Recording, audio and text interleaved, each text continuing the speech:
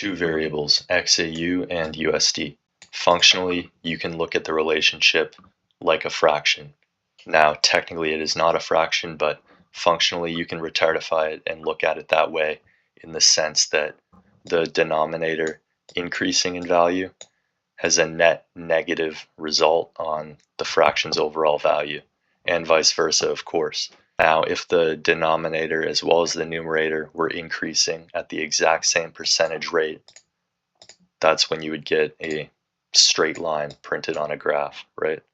If we have this fraction here and we double this to 8, double this to 4, obviously the net result is still 2, and that's exactly what would occur if these two were weighted against the exact same things and they were increasing at the same percentage rate. Now, all that to say, the instrument XAUUSD is technically, well, not technically, it's functionally that. It's just the net result of gold's change in value and US dollars change in value. Now, what is gold? What is this variable? Well, that's essentially gold's value on the global stage. Gold's global demand, probably influenced by like inflation expectancies, just a bunch of shit. There is no singular baseline that you can measure these two against perfectly. US dollar would be the US dollar's purchasing power, of course, weighted against other currencies, which is generally represented by the DXY, and this variable is generally represented by the gold spread chart, which means that you can essentially look at these two variables in isolation, and that provides some clarity when the XAUUSD structure itself is choppy, when you're unsure about direction, stuff like that. Okay, so now that we have that foundational understanding that XAUUSD is just the net result of XAU's movement and US dollars movement, now we can look at why DXY correlation is very, very marginally useful at this current time. What you need to realize is, okay, as I said, XAUUSD is the net result of these two variables. So if you were to put these two variables, if there was a way to do it, put these two variables on the same price scaled chart, this is what it would look like. You would have the magnitude of XAU's movement looking something like this, of course with respect to whatever it's weighted against. It would be like that, and in comparison, right, if we were on the same scale, we would have the US dollars movement, which is generally represented by the DXY, looking like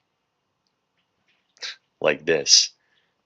Like the movement would be absolutely almost negligible in comparison to this. Now, returning to the fact that XAUUSD, the instrument, is just the net result of XAU's movement and the US dollars movement, and this is the movement in question, then that movement is going to be absolutely dominated by just gold's value on its own, right? XAUUSD and XAU will essentially look the same. They'll essentially be the exact same structure. So that's the thing, is if you're using DXY correlation with this in mind, then great.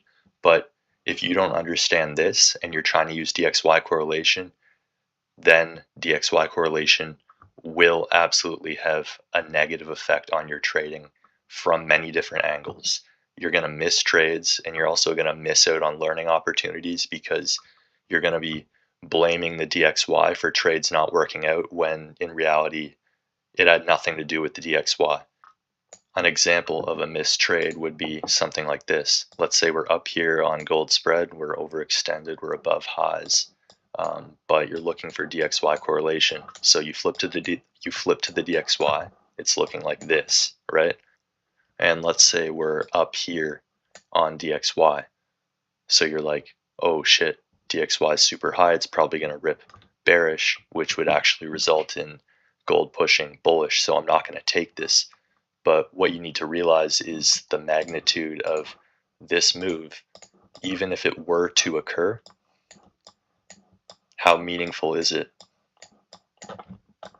when you scale out? Essentially negligible. So you're missing out on a lot of trades by putting too much faith in the DXY, and you're also missing out on learning because I find people are so quick to diagnose losses as, oh shit, like I could have just looked at the DXY and it would have kept me out of that. So yeah, that's what you have to understand. This is essentially the relationship, and how that would manifest structurally on a graph is that XAUUSD structure is basically gold spreads structure minus DXY's structure. But when DXY's structure is absolutely negligible relative to gold structure, then XAUUSD's structure is essentially equal to just gold structure. And then if I were to take that even further, if XAUUSD's structure is pretty much, 95% just gold spread structure, then why even look at gold spread? Yeah, that's just my take on it. I do think that looking at the variables in isolation is beneficial. It's just marginally beneficial in these current market conditions. Once volume dies down, it will be a lot more useful as it was. But I just find people are using DXY as though it's going to have this extreme impact when in reality you're kind of just fucking yourself over.